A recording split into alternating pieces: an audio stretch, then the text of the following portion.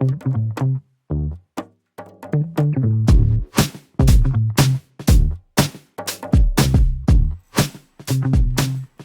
gracias, Carlos, del Spy Podcast, desde nuestro estudio de podcast en el edificio del Rectorado. Seguimos aquí en el campus de Blasco Ibáñez, de nuevo ya en el auditorio del Spy Vives. Contaba a Nadia que cuando llegó el apagón, la radio nos sirvió de nuevo para estar conectados, para estar informados. Aquí en nuestro territorio, en la Comunidad Valenciana, el 29 de octubre de 2024 sufrimos una catástrofe natural con una riada muy importante que afectó a la zona sur de la ciudad de Valencia, al área metropolitana sur y a la provincia de Valencia en una amplia extensión. Una grave catástrofe agravada también por la gestión política de aquella crisis meteorológica que ahora mismo también se ha vuelto una crisis política en nuestro territorio. Radio Valencia Cadena SER produjo un contenido de vídeo que se titula Valencia 2025, Renacer tras la Dana. Y vamos a hablar a continuación de este contenido y posteriormente abordaremos de nuevo ese debate tan interesante que es la radio, la dimensión sonora del podcast y el videopodcast en este ecosistema mediático actual. ¿Quién nos acompaña para hablar de todos estos temas? Les presento de aquí de mi izquierda hacia la derecha, Julián Jiménez, que es el director de contenidos de Cadena SER en la Comunidad Valenciana. ¿Qué tal? Buenos días. Buenos días también a Santi Botella y a Jessica Crespo, que son periodistas de Cadena SER, con una amplia experiencia en radio, también en televisión, también hay que decirlo, y que nos van a comentar cómo ha estado trabajando ese interesante Renacer tras la Dana, ese videopodcast de Radio Valencia Cadena SER. Y nos acompaña Luismi Pedrero, que es profesor de la Universidad Francisco de Vitoria, es profesor de Comunicación Audiovisual y con él, con todos ellos, vamos a hablar sobre la radio en este nuevo mundo en el que nos movemos. Pero empezamos con Renacer tras la Dana, Valencia 2025, Valencia 2025. Julián, tú que eres el director de contenidos de Radio Valencia Cadena SER, ¿cómo os surge, no la idea de ese videopodcast, que también te pregunto qué es exactamente, porque evidentemente todos entendemos la idea de la dimensión informativa, pero ¿cómo os surge en Radio Valencia la idea de que sea más allá de lo que es la radio tradicional y se convierta en un videopodcast? Pues lo primero de todo he de decir que la idea no nace como un videopodcast. El proyecto inicial, que lo impulsa la dirección de la casa, nace como un proyecto informativo con un objetivo inicial, que es el de no olvidar el drama que estaban padeciendo y sufriendo centenares de miles de personas en la provincia de Valencia. Ese era el propósito, que después de la tragedia, después del 29 de octubre, a lo largo del año 25, estuviéramos presentes de forma constante y permanente en el territorio. Nosotros estamos instalados en la capital de la Comunidad Valenciana, en la ciudad de Valencia. Nuestra área de influencia es Valencia y su área metropolitana. Estamos hablando de un territorio de aproximadamente 1 millón y medio de personas, de habitantes, pero es verdad que la Dana golpea a lo que es la provincia, ¿no? Muchísimos más municipios más allá de nuestra cobertura. Y teníamos el propósito, el firme propósito y el convencimiento de tener que acompañar, y esa era un poco la palabra, ¿no? Acompañar a todas las personas que habían estado afectadas por la Dana de una u otra manera a lo largo del año 2025, porque el propósito era que no se olvidara su situación, ¿no? Y ese fue el punto de partida. Luego llegó la decisión de en qué formato, ¿no? Teníamos presente que queríamos estar como mínimo una vez a la semana en alguno de los municipios afectados por las riadas. Teníamos que decidir el formato. Lógicamente, al estar trabajando en un medio radio, pues el formato inicial era siempre el sonoro, pero creíamos que tenía mucha fuerza el tema de la imagen. Queríamos, además, potenciar también, desde el punto de vista del vídeo, la marca de Radio Valencia, la marca de Cadena SER, y además sabíamos que contábamos con los mejores.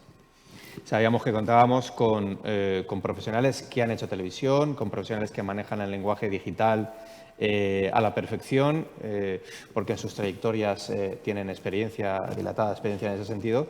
Entonces, metimos todo en un cóctel, hicimos así, y esto es lo que ha salido, ¿no? Un video podcast de 52 capítulos, uno por semana durante el año 2026, que ahora los autores que están aquí con nosotros os van a detallar. Tú decías de grandes profesionales. Tenemos que señalar también, para la audiencia que nos está siguiendo desde Iberoamérica, que Radio Valencia forma parte de Cadena SER, es Grupo Prisa. Estamos hablando de la emisora de referencia a nivel de toda España, también aquí en la Comunidad Valenciana y, por supuesto, a amplia distancia en audiencias en la ciudad de Valencia y su área metropolitana. Y Radio Decana, además, la primera de las radios en la ciudad de Valencia, con emisiones continuas desde el año 31. O sea que estamos hablando de la radio más antigua que emite ininterrumpidamente desde el año 1931. Y que se escucha en toda esta área de la que estamos hablando, que es muy amplia, es un territorio muy amplio. Tenemos a Santi, tenemos a Jessica, como tú dices, que han estado al frente del proyecto. Hemos visto porque es un video podcast, nos hemos visto en diferentes municipios, hemos visto en Ribarrocha, hemos visto en Paiporta, en Sedaví, en Alfafar, en el barrio de Orba, en múltiples sitios. Con múltiples perfiles de personas que han participado. Eso es un gran esfuerzo. ¿Cómo se ha podido desarrollar? Bueno, y se está desarrollando, que esta tarde tenemos grabación, porque nos quedan todavía, hasta final de año, nos quedan todos estos capítulos hasta llegar a la última semana, la semana 52. Pues bueno, lo que hicimos en un principio, pues planificar dónde íbamos a estar cada semana del año. Son muchos los municipios afectados, pero bueno, todos nos vienen a la cabeza algunos de los que has mencionado, Alfafar, Paiporta, Ribarrocha. Estos son los de zona cero, ¿no? Los, digamos, más afectados. Entonces, todos estos los repartimos durante todo el año. Nuestra pretensión, además, era ir espaciándolos, es decir, tener municipios muy afectados tanto en enero como en diciembre para ir descubriendo y conociendo cuáles eran las necesidades y cómo iba cambiando un poco la situación en cada uno de ellos. Entonces, lo que hicimos fue seleccionar primero los de zona cero, después hay una catalogación que está hecha administrativamente con pueblos gravemente afectados, muy graves y otros graves. Entonces hicimos todo el año planificando cada semana dónde íbamos a estar. Respecto de los perfiles, claro, esto lo hemos trabajado muchísimo porque intentábamos buscar perfiles representativos. En los pueblos más afectados estaban muy claros porque son prácticamente todos, ya no quien ha sufrido daños materiales en su casa, en su negocio, en su lugar de trabajo o en los vehículos, que bueno, en los vehículos es que prácticamente todos con los que hemos hablado los habían perdido. Después también todos ellos tienen una característica común, aunque no hayan sufrido un daño material, han vivido una situación catastrófica personal. Muchos han vivido una situación muy extrema. Entonces, eso en todos los municipios de zona cero ha quedado bastante evidente.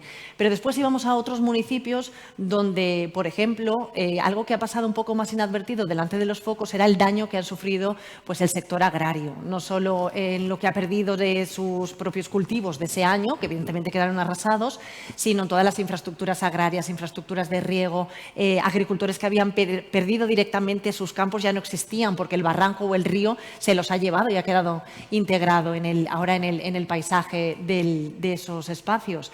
Entonces, hemos hecho el esfuerzo de intentar buscar esas otras voces que no han tenido tanto el foco, ¿no? El foco mediático siempre se lo han llevado, pues evidentemente, los municipios que más daños han sufrido y nosotros hemos intentado, bueno, pues reflejar todas las realidades. Después había un aspecto, yo creo que bastante particular, que desde el principio dijimos, bueno, vamos a intentar a no dar demasiada voz o demasiada presencia a instituciones públicas o a representantes de partidos políticos, porque ellos tienen los espacios, ¿no? Que tienen ya en la programación convencional de la cadena SER. Pero claro, nos hemos encontrado también con una realidad al ir buceando por estos pueblos, y es que muchos de los daños en muchos municipios pertenecen o son responsabilidad directamente de los ayuntamientos, ¿no? Pues infraestructuras públicas, deportivas, donde los alcaldes de pueblos pequeñitos, bueno, pues tenían un papel muy importante. Entonces, también les hemos dado voz cuando hemos ido a estos pueblos, bueno, pues que no eran de los más habituales en los medios de comunicación, pero tenían esta problemática también. Yo creo que esto nos ha permitido ver en todo el año cómo ha ido evolucionando la situación, pero cómo a día de hoy la situación es muy preocupante. Yo creo que nos hemos encontrado en todos los municipios a gente con muchas ganas de hablar y con muchas ganas, además, de hacer la denuncia sobre su situación. Evidentemente, quiero decir, las primeras semanas la situación era muy caótica y era quitar barro y era recuperar lo poco que se podía recuperar, pero ahora han ido cambiando esas necesidades y todavía son muy vitales, como no tener ascensor, como no tener suficientemente ayuda, un presupuesto suficiente para reformar tu casa y no has podido volver a tu casa. Hemos ido analizando cómo han cambiado las necesidades en todo este tiempo, en todos los municipios afectados por la DANA, que podían ser más de 52 semanas realmente, aunque hemos priorizado pues los que más daños han tenido y de toda la provincia. Hemos estado en Utiel, hemos estado en una pedanía muy pequeñita de Requena, por ejemplo, donde nos agradecieron muchísimo que fuésemos porque dicen que ningún medio de comunicación había estado y ellos además les une una carretera con Iàtova que todavía a estas horas no funciona y están como medio aislados. Entonces nos hemos encontrado con gente con muchas ganas de hablar, de contar su historia y de reivindicar además las necesidades que tienen en este momento. Yo creo que además lo que estamos haciendo ahora de explicar el proyecto, que es el video podcast, lo estamos haciendo todas las semanas, porque nosotros, claro, hacemos la producción, te llamo de la cadena SER, claro, no hay dudas, todo el mundo te identifica, pero le tienes que decir, no, pero vamos a hacer vídeo también. ¿Vídeo? Claro, eso es, ¿no, Santi?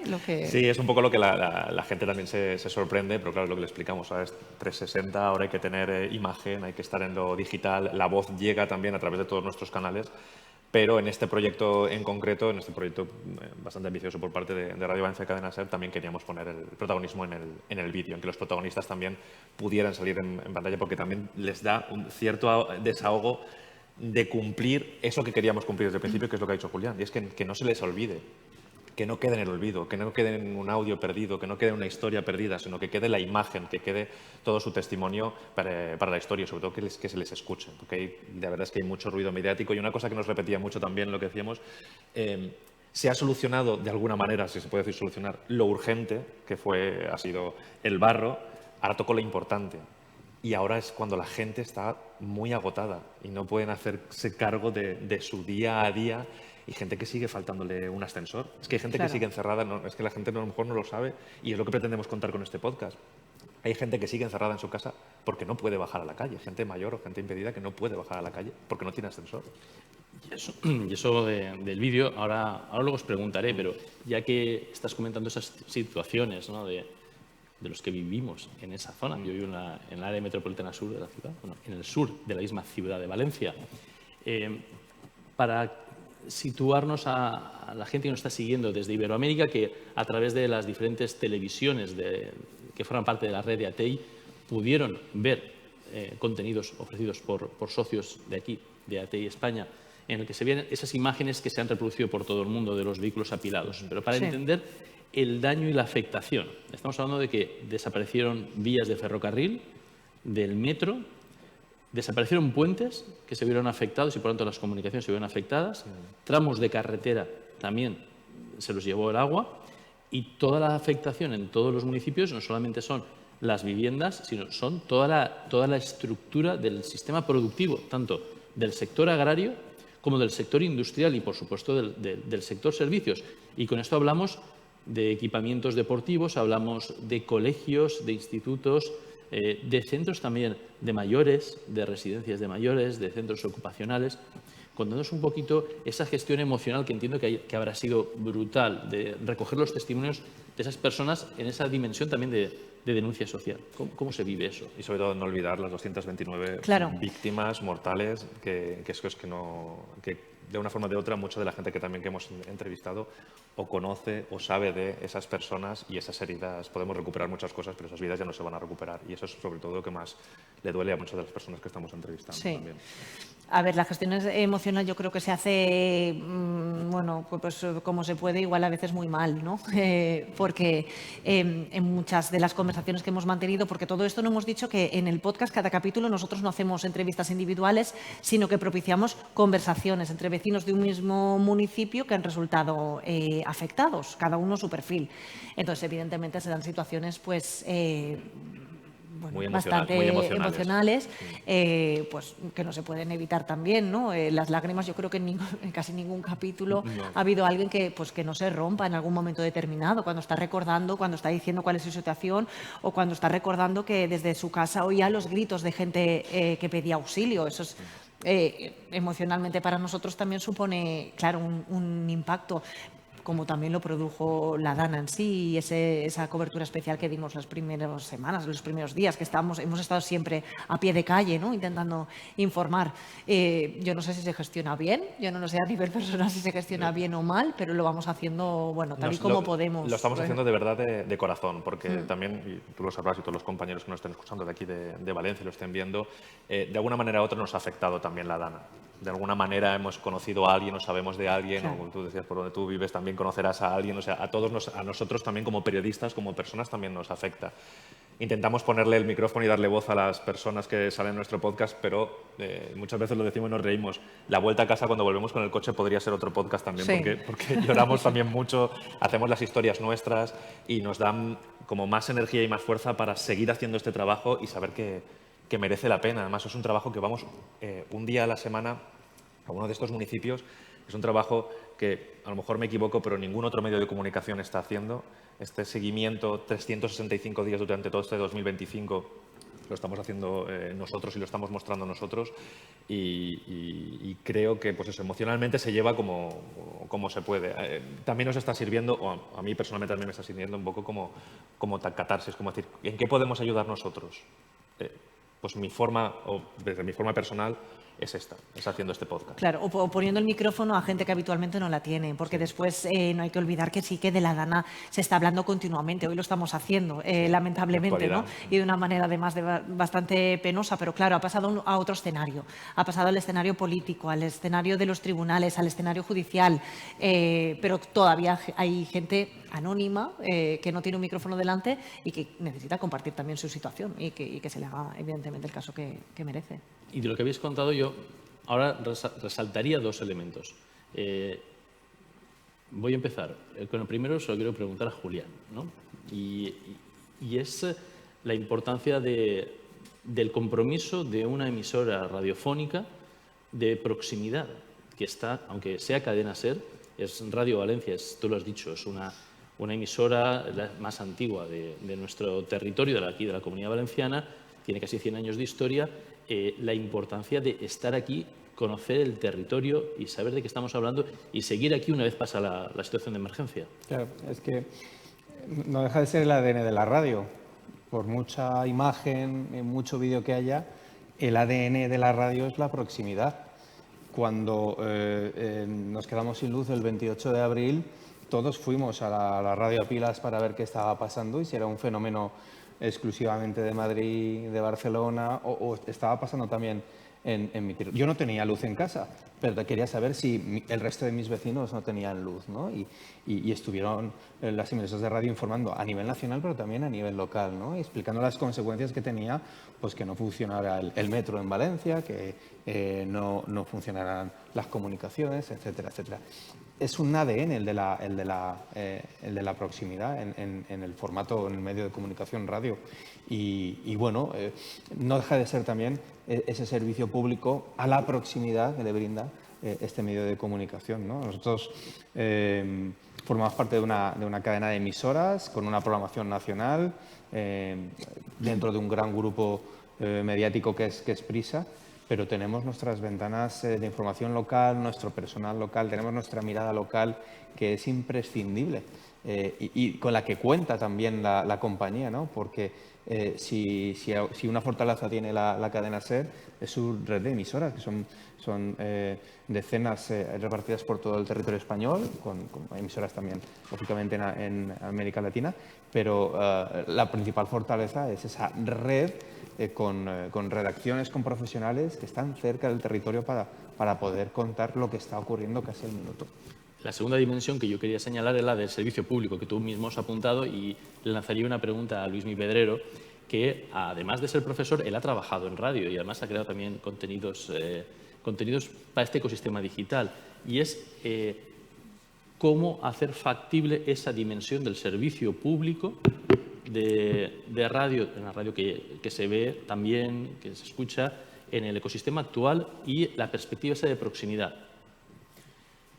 Bueno, como explicaba muy bien Vicente, el peso de la radio como medio analógico que durante casi 100 años, bueno, ya los cumplió, pero hasta que apareció Internet, era el que mejor evidenciar esa proximidad por esa capilaridad de la red, esa estructura que además tenemos en España de radios que funcionan como cadenas y tienen un tiempo de emisión para todo el Estado, pero luego desconexiones que permiten que cada oyente tenga información de proximidad.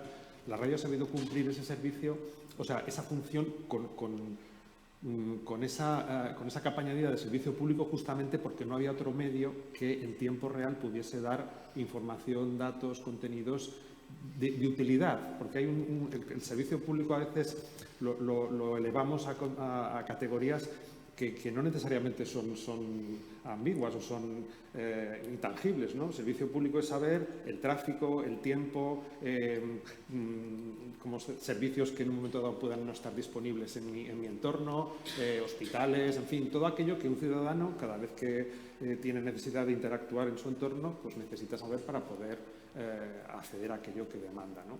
¿Qué ocurre? Que ese peso de la radio como medio de proximidad durante tantos años empieza a resentirse de un entorno de distribución de contenidos digitales donde, de hecho, ningún medio ya mantiene la hegemonía que durante años ostentaba sobre su propio lenguaje, ¿no? Los periódicos permitían leer el contenido de proximidad, pero con unas reglas de al día siguiente, a partir de un soporte físico, accediendo a un kiosco. La radio sí mantenía esa proximidad, pero también con unos tiempos limitados. La televisión tardó mucho en ser próxima por la tecnología. Hoy día ninguno de los medios es únicamente impreso, sonoro, audiovisual. Hay convergencia plena y el papel de la radio como medio de proximidad empiezan a cubrirlo también los periódicos locales, que también pueden hacer contenido sonoro y contenido audiovisual, que poco a poco yo escuché el día del apagón un podcast hecho por ABC, en el que un periódico tradicional de toda la vida que también salió a la calle, también grabó y también pudo trasladar a los ciudadanos las impresiones de lo que estaba sucediendo, ¿no? Entonces, en definitiva, es verdad que la radio todavía mantiene ese papel, que debe insistir en ello, que este ejemplo que estamos comentando es estupendo para reivindicar ese valor, pero que también hay, por suerte o por desgracia, o el entorno en el que nos movemos hoy, nuevas opciones que invitan a estímulos también creativos y comerciales que puedan abrir opciones también para el usuario, ¿no? Para el ciudadano. Y enseguida seguimos profundizando en ese campo, pero volviendo a renacer, a vuestro video podcast. Hemos hablado ahora de la inmediatez que tiene la radio, porque todos los que hacemos contenido audiovisual sabemos que la producción y la postproducción lleva su tiempo y vosotros recorréis el territorio, pero además no está formatado en el sentido de que cada capítulo responda a un esquema similar, sino que cada capítulo es distinto y cada realidad es diferente. Y unas veces estáis en la calle, otras veces estáis en una comunidad de vecinos, y en otro caso estáis en un ayuntamiento, en un salón de plenos. Un salón de plenos, hemos grabado. Sí. Lo he visto. El de Montserrat, muy bien, estás al día. No, pero claro, es que atendiendo a la realidad de cada municipio hemos considerado qué escenario era el más idóneo. Es que yo creo que hay una base. Sí. O sea, aunque parezca que cada cosa es diferente, es que hay una base y es: contamos una historia. Es una entrevista, que no es una entrevista, en realidad es una conversación. Lo único que tenemos que saber, que muchas veces me dice Jessica, somos 4, somos 5, somos 6, ya para preparar micros, planos, técnicamente, vale, pero hasta que no llegamos al sitio, no sabemos si va a ser sentados, si va a ser de pie, porque lo mismo nos estaba haciendo mucho aire. Todas las semanas nos hace mucho aire y pues es que aquí no se va a escuchar bien. Cuando llegamos al sitio es cuando un poco decidimos técnicamente dónde lo vamos a hacer, pero es que estamos muy a favor del proyecto, o sea, no vemos problemas, sino vemos oportunidad de decir, bueno, pues lo hacemos aquí. Pues que somos 4, pues nos vamos a poner aquí. Hemos estado en casas que estaban completamente sucias todavía de barro. Bueno, yo creo que puede ser el caso de Pedralba, donde todavía la casa estaba muy, muy dañada. Pero la señora... Grabamos aquí porque fuera hacía frío, creo que fue antes de... A principios Perdonadme de año. Cómo está la casa. Perdonadme cómo está la casa, decía. Mujer, no tenemos nada que perdonar, pero mira, yo pongo aquí unas sillas, entonces, bueno, pues improvisamos ahí escenario para hablar las 5 o 6 personas que pasaron ese día por el programa, y nos adaptamos, digamos, nosotros al espacio al que vamos. En ese también incluimos otro aspecto, parques naturales dañados. En ese espacio, precisamente, el Parque Natural del Turia había desaparecido. Oye, pues vamos a grabar entonces allí en ese espacio para poder contarlo, y esa conversación la ubicamos en ese espacio. Entonces, Los Regantes, cuando estuvimos también con los Regantes estuvimos directamente en el Río Magro. Como habrás comprobado, no hay un equipo previo de preproducción que se traslada unas semanas antes para buscar la localización, ni hay un equipo llamando por teléfono a los invitados. No existe esa infraestructura, ¿no? Son estas dos personas los que veis aquí, que se encargan desde el principio y hasta el final, porque luego también lo comentabas, hay un trabajo de postproducción del que os puede hablar fundamentalmente Santi, pero también Jessica, ¿no? Y luego esto hay que llevarlo, ¿no? al terreno de lo digital, y luego no olvidemos que también es un producto, decía 360, es decir, que también acaba formando parte de los contenidos de la antena de la radio, ¿no? Con lo cual el producto es multicanal, por decirlo de alguna manera. Y por eso voy a 2 preguntas y os las voy a dividir. Vale. Como tú has señalado a Santi en la parte de la postproducción, sí que me gustaría profundizar un poco en tu impresión, desde la experiencia, ¿no? No es lo mismo estar en el estudio, en el locutorio, estar ahí en la pecera, que lo que nos estás contando de esas circunstancias, ¿no? ¿Cómo gestionas la calidad sonora? Y de ahí, de tu respuesta, le preguntaría a Luismi, también desde su experiencia y de sus investigaciones en el ámbito del podcast, ¿qué se gana y qué se pierde respecto de lo que tenemos? Y esto que tenemos, hablamos de la tradición más antigua de la radio, más producida con su teatro hablado y demás, con un tipo de sonido, la radio más de inmediatez, estos formatos que están en este mundo de convergencia mediática, y cómo está el sonido ahí, ¿no? Y qué importancia tiene. Pues mira, lo más importante, y lo hablamos y creo que lo tenemos claro, y creo que sirve, hablamos de este proyecto porque sirve para cualquier proyecto. Como bien decías, ahora todo es 360, todo tiene que ser audiovisual, completamente de audio, de vídeo, de redes, de web, de tal. Lo más importante es tener claro cuál es tu objetivo principal. Y nuestro objetivo principal era la radio. Pero la radio escuchada, la radio del programa Hoy por Hoy, los viernes, que es cuando se emite este podcast, que en realidad es una parte del programa. Entonces, lo más importante es que se escuche bien, el audio es primordial. Entonces, cuando llegamos al sitio, sí que es verdad que a veces dices, ostras, es que este fondo, piensas en vídeo, ostras, este fondo es perfecto, ya, pero hace viento, no se oye, no me sirve. No. Pero porque nosotros hemos priorizado, si yo trabajara en la televisión, mejor diría, no, pues priorizo la imagen y ya buscaré la forma, pero priorizamos primero el audio. También este podcast nos ha servido un poco de máster para aprender muchísimo a saber desenvolvernos ante las inclemencias de cualquier cosa que pueda pasar. Pues cuando viene un invitado de más, pues tiene que compartir el micro, ojo que no se escuche, que no ponga, también le damos instrucciones a los invitados, o sea, vamos ganando en eso, pero lo importante es que se escuche el audio. Una vez hecho eso, ya dices, vale, voy a coger el plano de vídeo que más o menos nos favorezca, un plano general, porque esto lo hacemos con 2 móviles. Hay un plano general, un móvil que es el plano general con todos, y otro móvil en el que yo me voy moviendo y voy cogiendo planos más cercanos, y con eso hacemos el montaje final de vídeo. Un montaje de vídeo que, ya te digo, es lo más cercano a la televisión, pero lo que realmente queremos es darle imagen al sonido, porque lo importante es el sonido, que se escuche en la radio y luego en el podcast, por supuesto, que lo escuchen cuando quieran. Y después el vídeo sí que es verdad que lo hemos enriquecido en la mayoría de ocasiones con vídeos de los propios invitados que tienen y conservan del día 29 o de los días posteriores a la tragedia, entonces algunas de las conversaciones las hemos tapado con esos vídeos. Pero al final, tú hacías un poco la referencia de la radio desde el estudio, más preparada, pero bueno, yo en eso difiero un poco porque desde hace muchos años nosotros vamos a los sitios, o sea, la radio sale fuera, ¿no?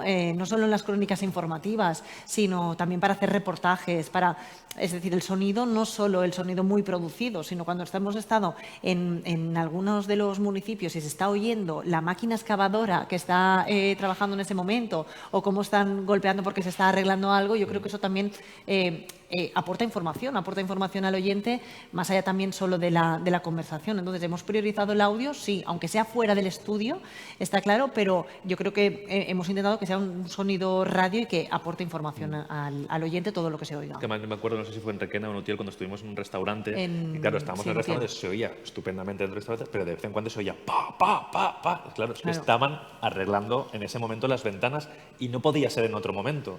Y no podíamos decirle al señor que estaba arreglando porque tenía mucho más trabajo detrás. Entonces al final dijimos, no, es que esto forma parte del Renacer, forma parte de la del realidad, podcast. ¿no? Claro. Y Luis, ¿tú cómo ves esa dimensión sonora?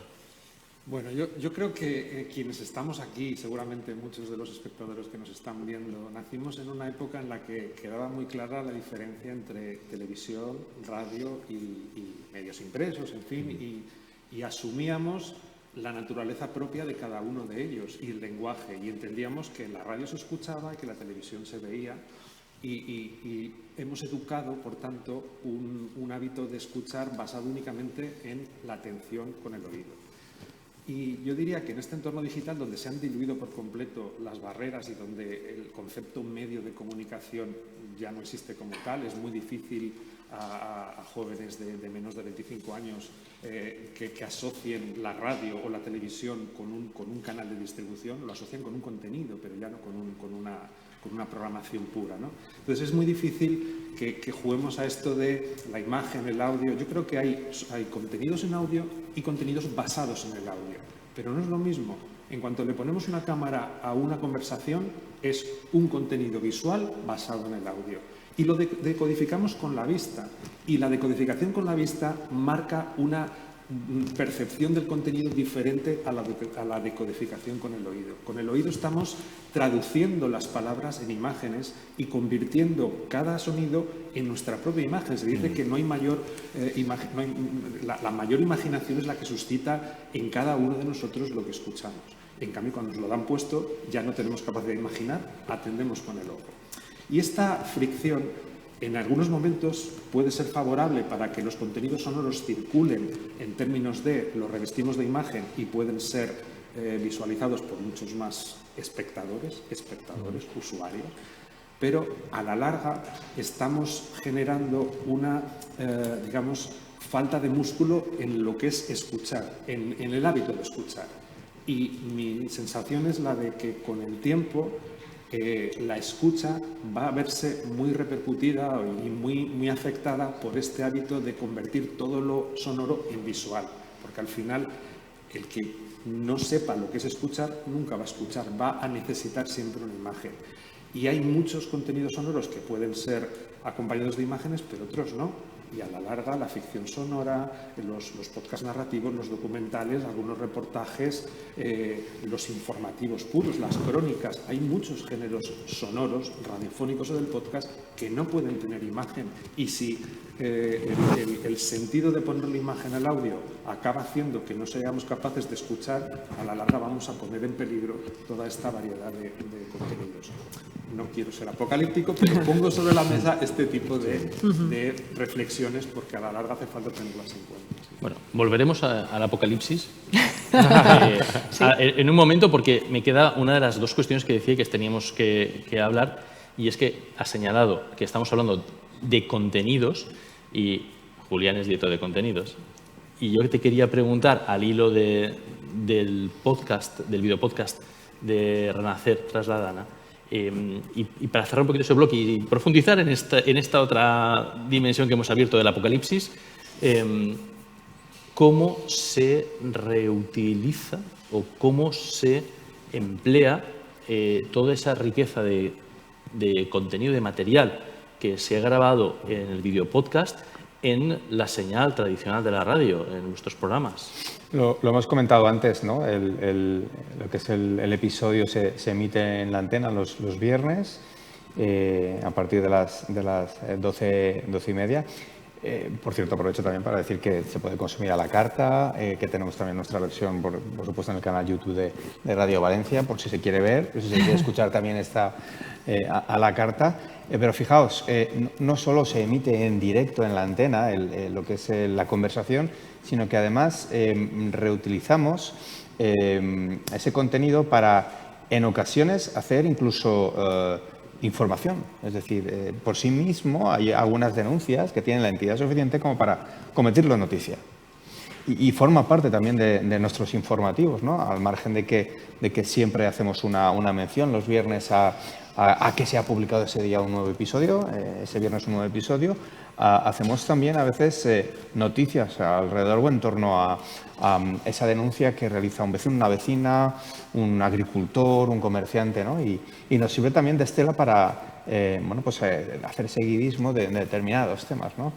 Y por supuesto para llevar a las redes sociales, que lo comentaban antes los compañeros, algunos frames, algunos fragmentos, imagen en este caso, de las conversaciones también para animar a ese público que a lo mejor no nos ha escuchado en directo, que no nos ha consumido la carta, pues para animar a ese público que nos visita a través de las redes sociales, en todas las redes en las que está Radio Valencia, Cadena SER, pues atraparlo de alguna manera y reconducirlo y llevárnoslos hasta nuestros canales, ¿no? Y además, ten en cuenta que vamos a llegar a entrevistar a más de 130 personas en todos los podcasts que hemos hecho y los que nos toca todavía por hacer, los quedan por hacer. No solamente nos cuentan sus historias de la Dana, sino también nos cuentan sus historias del día a día que viven en sus poblaciones, en sus municipios, más allá de la Dana, porque muchos de estos poblaciones y municipios ya estaban abandonados en algunos aspectos concretos sociales antes de la Dana y ahora se ha agravado. Con esos contactos y sobre todo con esos testimonios también generamos y podemos generar contenido informativo, contenido de programas para seguir dándoles voz. Y además, después de tener todas estas imágenes, cuando fue el aniversario de la Dana, desde la propia cadena SER, con todo este contenido llegaron a realizar un documental con todo este contenido que teníamos. O sea que sí, que todo el trabajo que estamos haciendo no solamente sirve para este podcast en concreto, sino que sirve para dar voz en muchos altavoces a todas estas personas y en muchas salidas de programas, de informativos, de web, de vídeo, de todo.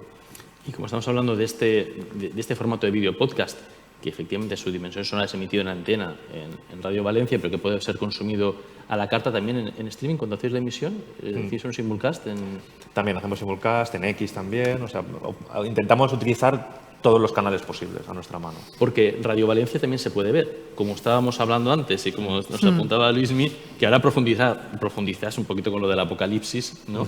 Porque yo, fíjate, os haría una pregunta a vosotros tres, como profesionales que estáis en el día a día en la radio, y la pregunta a Luismi por la parte del apocalipsis. La primera pregunta es, tú estás en la emisora, ¿no? Estás ahí sentado, tienes tus auriculares puestos, ¿no? Estás delante del micrófono, lo que todos que hemos estado en la radio hemos sentido en ese momento, el silencio del estudio, pero te están viendo. ¿Y esto cómo te afecta? ¿Cómo te afecta en el trabajo?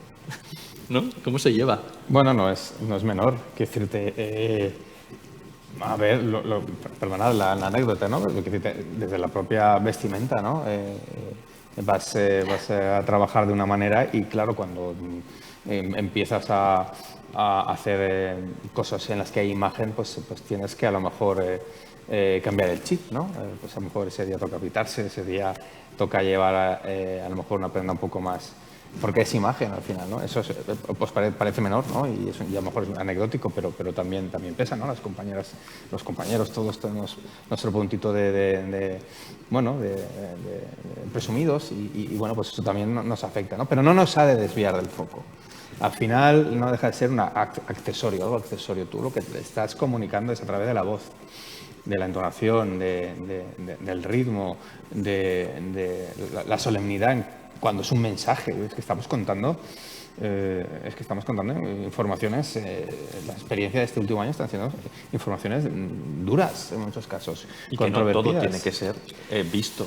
Claro, es que de todos modos. Todo no es todo. Lo que tiene que verse, lo que se tiene que proyectar, y lo comentábamos también con el compañero, aunque tengamos una cámara ahora mismo en la emisora de la radio, en realidad no todo tiene que verse. Ya, pero de todos modos, y aunque se vea, yo creo que nosotros, los que hacemos, por ejemplo, programación diaria, como es mi caso, nos abstraemos muchísimo de la cámara. Es decir, es claramente que no estamos haciendo televisión. Yo que he hecho televisión, ahora no es lo que estoy haciendo en la radio. Yo creo que continuamos, bueno, pues con la misma esencia que teníamos en la conversación, el mirar al invitado y el no estar pendiente de ninguna cámara.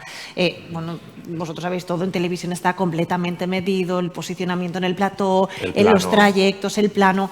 Aquí están, sí, las cámaras en el estudio. Yo hoy, por ejemplo, haré una entrevista que posiblemente se grabe para después compartir algún fragmentito del entrevistado o alguna persona que viene que tiene relevancia cultural, pero ni esa persona ni yo seremos demasiado conscientes de que están las cámaras. Es decir, es otro lenguaje. Es otro lenguaje. Otro lenguaje. No estamos pendientes ni muchísimo menos. Yo creo que nos abstraemos bastante de las cámaras en ese momento. Es como si tuvieran nuestros oyentes, nuestros seguidores, como si tuvieran acceso a la cámara de seguridad en ese momento. Una mirilla. Y puedan ver cómo se hace radio, es lo curioso también. Además, lo que está haciendo Cadena ahora, por ejemplo, con muchos de los contenidos que se emiten desde las 6 de la mañana, que es un informativo puro y duro, con tramos de media hora donde se da información nacional, internacional, deportes, las desconexiones, el que hace, bueno, Àngels Barceló y José Luis Astre, se comparten fragmentos y se ve claramente que ahí no hay una intencionalidad televisiva. De hecho, no se hace íntegramente y solo se hace 1 hora y media en concreto. Claro, y después lo que se comparte se ve claramente que es,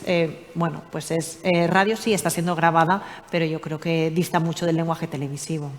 Luismi, ¿tú cómo lo ves? Y contigo cerramos. No, yo aplaudo y creo que aquí está el reto realmente, ¿no? Y diría que se percibe el valor de la voz, siempre se ha dicho el poder de la voz en la radio, ¿no? Se percibe, como señalaba Vicente, la relevancia del tono, del timbre, del ritmo, que son atributos exclusivamente sonoros que solo se entienden cuando uno únicamente escucha. Es inevitable que cuando ponemos una cámara frente a quien habla, además de estos atributos, se impone pues la vestimenta, la montura, un sombrero, en fin, un adorno. Y eso es posible que en ciertos momentos pueda desviar o rebajar el peso de lo estrictamente sonoro. Pero el reto, como decía Jessica, de saber que quien está escuchando debe entender el contenido más allá del lenguaje y, por supuesto, ha de hacerlo si no tiene una pantalla delante, ahí está, yo creo, la ventaja de contar con un audio que puede tener un apoyo visual, pero que sigue sirviendo y llenando los oídos de quien solo escucha.